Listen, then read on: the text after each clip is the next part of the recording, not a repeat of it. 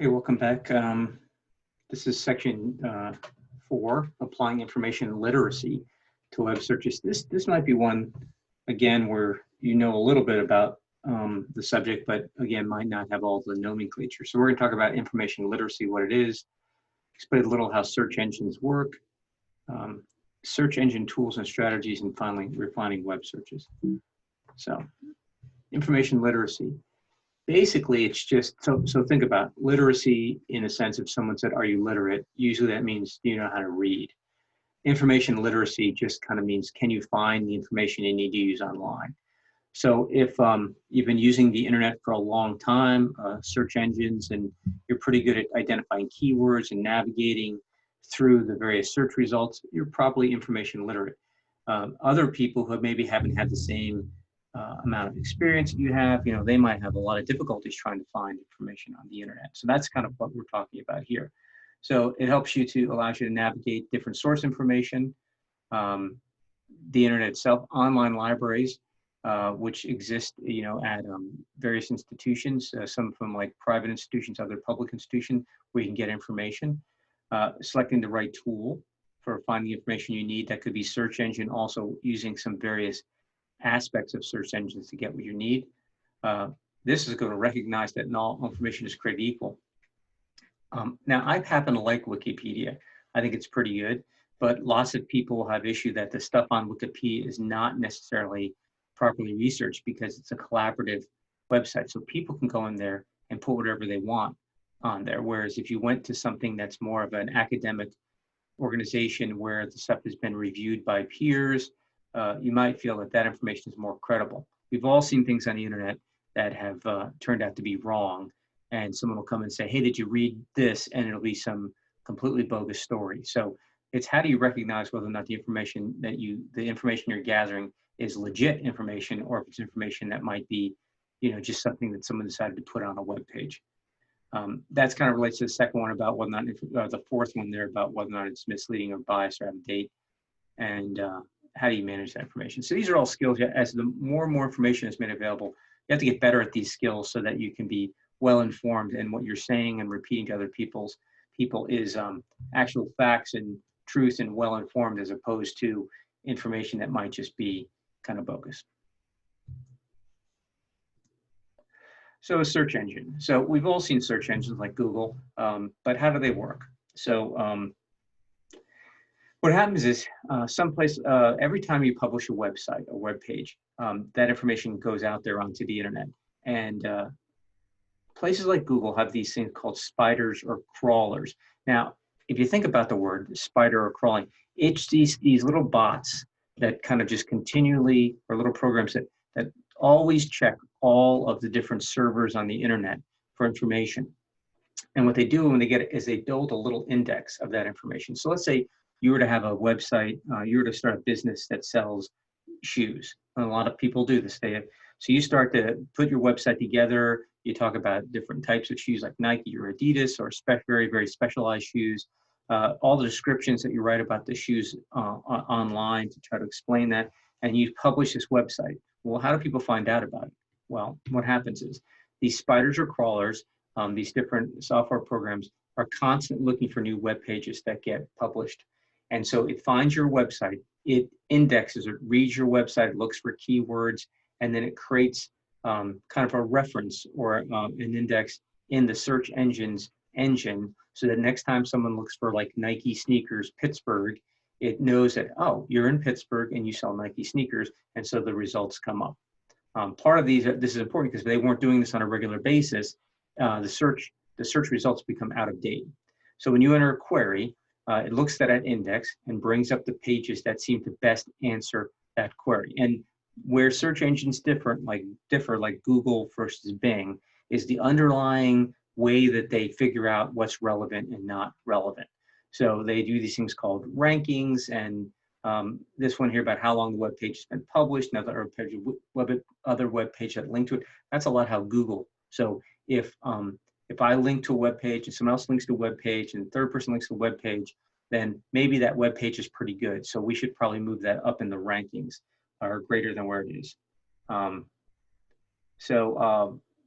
here's some things, different strategies. So we've all experienced you type something in and it's just not a good result or not specific enough. So we're going to go ahead and look at just, so I'm just going to bring it up here. So let's go back to here and I'm just going to go to Google. And then there we go, Google. So here we go, there's the search bar. So let's say we're just going to look at, I'm just going to put sneakers in Pittsburgh, sneakers. So I just typed in sneakers as an example.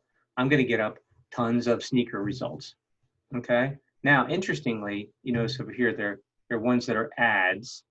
So that means that Google's paying, someone's paying Google to bring these two up.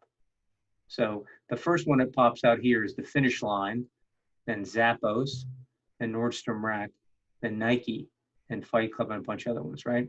And then here also, as part of, and this doesn't look like it's an ad, is they're also doing some type of geographic analysis. So it knows that I'm in Pittsburgh area and it's putting on these things. This might be the closest one, the Finish Line and Robinson, or somehow they paid for this, or they just done better in searches. So it's pretty nice that I type in sneakers. Now, if I type in sneakers Nike, let's see what happens. Sneakers Nike, now I'm getting Nike sneakers up here. Nike's obviously paid for this to be top, but it's also the #1 because I use the word Nike. Now, if I add in Pittsburgh, because maybe I want to go there,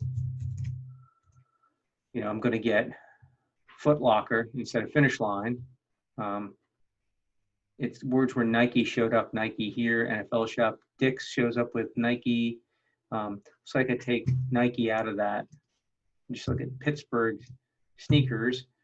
And again, I'm getting some sneaker picks up here. I've gotten this Refresh Vault. These are just ones in Pittsburgh. There's more. I click on here, and a few others. So for here's Yelp. So Yelp's a service that actually kind of goes and tries to do some rating, but again, no Dick's Sporting Goods right now. So depending on what I type in here, I'm going to get different results. So I want to be real careful, or I want to be real precise in what I want to try to type in as much as I can. So let's say I'm looking for Nike Air Jordan, right? Nike Air Jordan black. See what comes up here. Well, now I'm getting a lot more specificity here on that. And here, like right on Pinterest, I'm getting something about Jordan sneakers. Now, if I type in buy, now I'm getting stores again, right?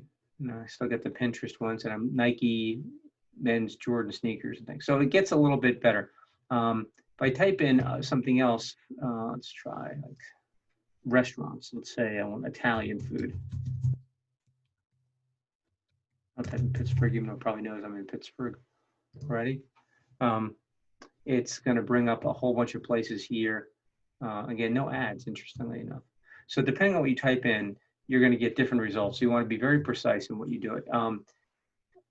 There are specialized search tools that concentrate on specific ones. So for example, in your book, you'll see a picture of like Georgia Tech Library. So I can access the Georgia Tech Library.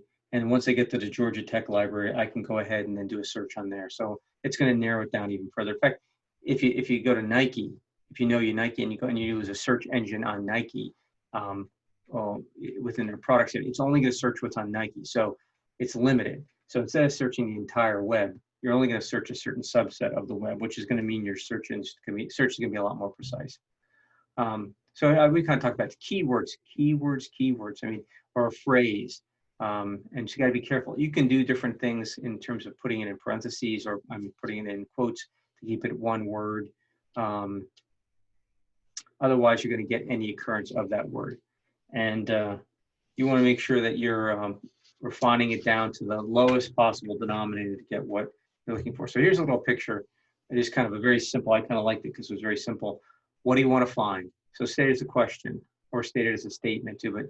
So you select the search engine and then you identify keywords. So I want to buy, where can I buy Nike Air Jordan tools? Nike Air Jordan sneakers. So Nike Air Jordan sneakers might be my keywords black. I picked a search tool, so I picked Google. And then right here in the center here, that's the first search. So I get, I typed it in there, then I get it and I go, that's not what I want. So I add something else. Maybe I need to add the word Pittsburgh in there. Or maybe I need to add the word black, because the first time I got all these Air Jordans. Or maybe a certain style of Air Jordan or a year. And then I'm going to, based on that, I'm going to take things out or add things out. Or I'm going to use these search operators. I'll talk in a second. They might help me too. So basically, it's an iterative process by which I can actually get, kind of narrow down the search results till I get something that I really want. Okay. So the search, we talked about search engine results page. So which is basically this. Oops, sorry. This is search engine results page. So from here, I can learn from things. And we talked about, before we looked at it, the ads, the ones that pop up. I'm trying to think of what else I could search on that might be interesting. I'll just keep going back to get that one.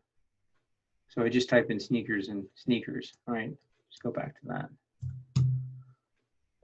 I know that these might not be the best ones for me because it's an ad, so they paid for it.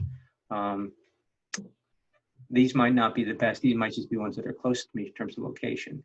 So I want to be able to go back and look at that and make sure I know what I'm doing. So this shows just like a very bad screenshot. One other thing I want to show too. If I go down the bottom, they offer sometimes at the bottom other things I could search for too. So this is actually trying to help me so I can learn from that. There's also different pages of results. Here's places. So it actually asks, see if there's any questions that are asked in here. Oh, here's questions.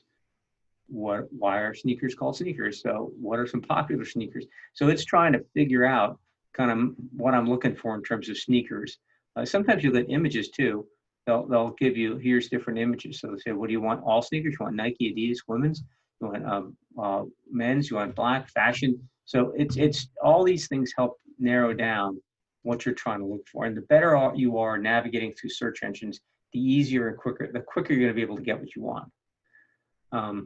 Okay, so the most relevant results are hits on the first. So we talked about this ads.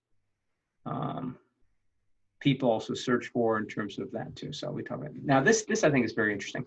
This gets into using different operators so that you can help a lot. Now I'm just going to show you, for example, I'm going to type my name in, right? So I'm going to type in Greg Fitchell. Now that's 2 words. So I got here's my LinkedIn one. Here's a couple other things. This is all mine now. Once you get that, there's a picture of me. Here's a bunch of other people. That's actually my father-in-law. That's actually my parents. So this is actually pretty good in terms of that. But if I keep on going through here, it's going to get to, there's my mother. There's something about, here's a information about me here. But what happens is this is only giving me my name. But if I put this in quotes, it actually makes me, it's only me, right? So if I just typed in different words, like say Fitchell, Pittsburgh, Greg, and Rebecca, which is my wife, we get different pictures. None of these, by the way, are pictures of anybody. Greg and Rebecca Sparks is not even the same one. Here I come up. So if I wanted to have me and my wife, I could write like this. And what happens is it's only going to return something with that phrase just like that. So it's very specific. So it's going to skip all these other Greg and Rebecca's, and it's going to focus in primarily on, or only those that have, like Greg learns about Josh and Rebecca. Well, that has nothing to do with me, thank God. And crazy ex-girlfriend, Rebecca finds, again, nothing to do with me, thank God. So this is going to be a little bit more precise. And so some of the other ones, you can use an or, so Greg or Fitchell. So if I did that, right? Greg, again, vertical bar, or Fitchell, then it's going to bring up a bunch of Gregs and a bunch of Fitchells, right? So again, I'm not even in this picture, but these people might be named Fitchell or Greg. Actually, these are all Gregs. So sometimes that might be helpful. Hyphen is not. So let's just say with Fitchell, hyphen, Greg, right? So this is everybody Greg who's not. So here's a bunch of weird Fitchell stuff, but Greg does not appear. Wild card. So I could say anybody like Fitchell, F-I-C-H-T, wild card, and it's going to bring up anybody with F-I-C-H-T and Fitchells too. and Fichners, and everything else. So find number within a range of numbers. So let's say Fitchell, 1984, 2000. So this would only be things that happened between 1984 and 2000. Okay, so if anything happened outside of that, it's not going to be, and you can see the numbers showing up in here, right? And the numbers like here, 83 is outside of that range, but 86 and 87 is in there too. So these are very helpful in terms of narrowing down your web searches. And that's it. So we'll be back with the last section.